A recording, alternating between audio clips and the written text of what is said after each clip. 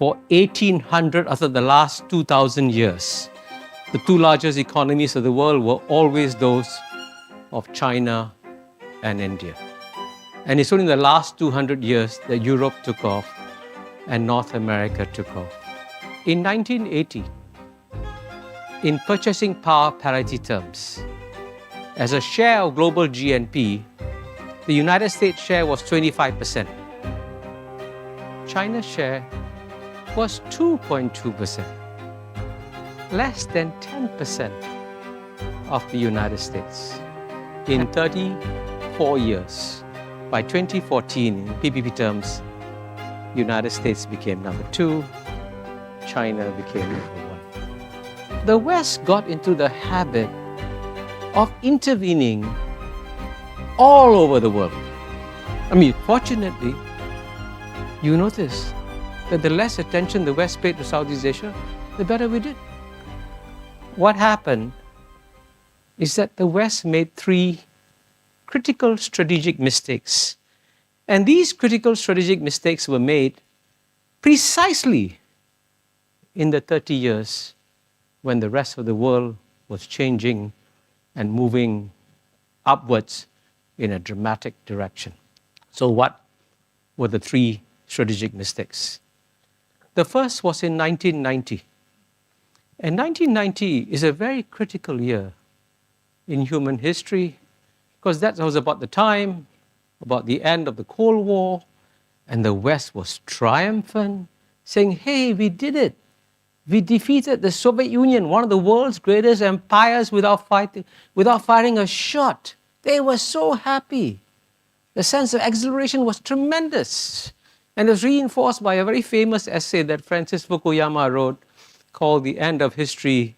His basic message was, hey, we in the West have won. We don't have to change. We've achieved liberal democracy. The rest of the world has got to change and adjust.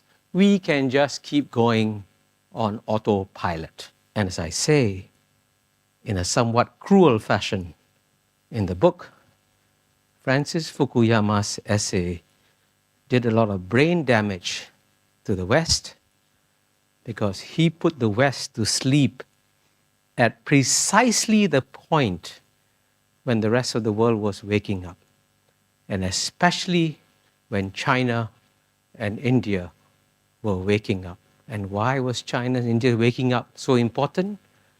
Because from the year 1 to the year 1820, for 1800 out of the last 2000 years, the two largest economies of the world were always those of China and India. And it's only in the last 200 years that Europe took off and North America took off. And this statistic is important to absorb because it makes it very clear that the past 200 years of Western domination of world history have been a major historical aberration. All aberrations come to a natural end. At some point in time, China and India would wake up, and precisely at the moment when China and India were waking up, after Deng Xiaoping's 4 modernizations, after Manmohan Singh's reforms in India, the West went to sleep and therefore was caught off guard. The second strategic mistake was in the year 2001. So what happened in 2001? In 2001, everybody remembers 9/11. And I know 9/11 is significant. I was in Manhattan when it happened. I didn't see the towers come down, but I was right there. I felt the shocks, the political shocks, and I could understand why the West decided we must focus on terrorism, invade Afghanistan, invade Iraq.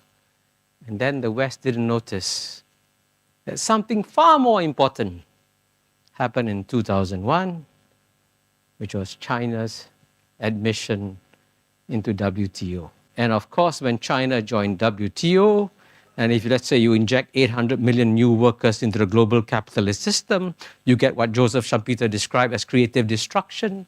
It was inevitable that jobs would be lost in America and Europe. And this has now been documented.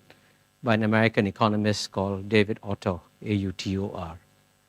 So clearly, what the West should have paid attention to, it didn't pay attention to. And if at the end of the day, you want to know why Trump happened, why the people voted for this populist politician, is because they didn't pay attention to China's admission into WTO and how it would change the global economic system dramatically. Second strategic mistake. The third one is even more recent, 2014. What happened in 2014? Let me give you one statistic. In 1980, in purchasing power parity terms, as a share of global GNP, the United States share was 25%. China's share was 2.2%, less than 10% of the United States. And people thought, well, China will of course continue being far behind. And then, in what future historians will regard as an absolute miracle, in 34 years, by 2014, in PPP terms, United States became number 2, China became number 1. And the amazing thing is, nobody paid attention to that. So the fundamental mistake that the West made is that it didn't seem to be aware that the world had changed fundamentally. And when the world changes fundamentally, you have to adjust.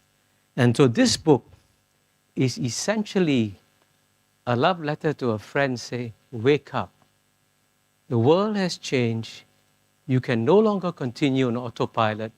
You too have to adjust and adapt. But if I can say something even more cruel, the greatest weaknesses of Western public intellectuals is that they have become so arrogant, so confident that they know the world better than anybody else, that they've lost the art of listening and the art of paying attention to other voices.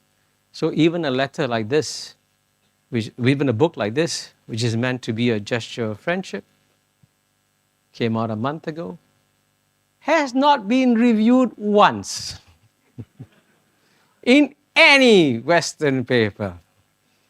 Not even a British paper where London where it came out. I'm not surprised, because the West has lost the art of thinking strategically and thinking long-term and listening to the rest. The West got into the habit of intervening all over the world. I mean, you saw this, of course, most powerfully in the 19th century, when quite amazingly, a small continent like Europe could colonize the whole world. I mean, again, a future historian would be amazed. Wow, the whole world, every corner was touched. Even a small country like Portugal, population same as Singapore's, could colonize Latin America, Brazil, could colonize Africa, Angola, Mozambique, could take a bite of India in Goa and take a bite of China in Macau. How did a small country do that? That showed you how powerful the West had become. And the West thought that as it sort of decolonized and retreated back to their own countries, that they had stopped intervening. Actually, Western intervention continued in so many areas, in so many regions. And this is, again, a future historian will see this very clearly and say, why? For example, why should the West intervene so much in the affairs of the Middle East? How do incredibly bright, well-trained graduates of the leading universities in America believe that you can make Iraq into a democracy overnight by sending a few 100,000 American troops? Absurd, right? Inherently absurd. But they did it with great conviction. This desire to intervene, this habit of intervention has led to many of the problems that you find in the world and in the West. So my advice to them is step back. The rest of the world, and this goes back to my first point, are learning how to improve their societies themselves and becoming more peaceful places. And Exhibit A, fortunately, despite all the problems now and then, is our region, Southeast Asia. Fortunately, you notice that the less attention the West paid to Southeast Asia, the better we did. So ASEAN is already now the 7th largest economy in the world, if some of you have read my book, The ASEAN Miracle with Jeffreyson, and well on its way to becoming the 4th largest economy in the world. This was supposed to be a hopeless corner of the world. So things have changed. The West doesn't have to intervene.